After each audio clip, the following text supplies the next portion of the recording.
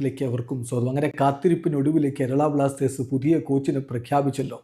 ബാഴ്സലോണക്കാരനായിട്ടുള്ള David കറ്റാലയാണ് ബ്ലാസ്റ്റേഴ്സിൻ്റെ പുതിയ coach. ബാഴ്സലോണയിൽ അദ്ദേഹം പന്ത് തട്ടി വളർന്നു. ബാഴ്സലോണ നഗരത്തിലെ ക്ലബ്ബായ എസ്പാനിയോളിലാണ് അദ്ദേഹത്തിൻ്റെ യൂത്ത് കരിയർ. അവിടെ തന്നെയാണ് അദ്ദേഹത്തിൻ്റെ സീനിയർ കരിയർ ആരംഭിക്കുന്നത്. സെൻറ്റർ ബാക്കായിട്ടാണ് അദ്ദേഹം കളിച്ച കാലത്ത്. ഇപ്പോൾ 44 വയസ്സുണ്ട്. വലിയ എക്സ്പീരിയൻസും കൊണ്ടാണ് അദ്ദേഹം ബ്ലാസ്റ്റേഴ്സിലേക്ക് എത്തുന്നത്. യൂറോപ്യൻ ഫുട്ബോളിലെ വലിയ എക്സ്പീരിയൻസ് ബ്ലാസ്റ്റേഴ്സിന് ഗുണകരമാകും എന്ന പ്രതീക്ഷയിലാണ് ബ്ലാസ്റ്റേഴ്സ് അധികൃതരും ഉള്ളത്. 2026 വരെ ഒറ്റ വർഷക്കാലത്തേക്കുള്ള കോൺട്രാക്റ്റാണ് അദ്ദേഹത്തിന് കൊടുത്തിരിക്കുന്നത്. സെൻട്രൽ ഡിഫൻഡറായിട്ടാണ് അദ്ദേഹം കളിച്ചിരുന്നത്. 500-ലധികം പ്രൊഫഷണൽ മത്സരങ്ങൾ അദ്ദേഹം കളിച്ചിട്ടുണ്ട്.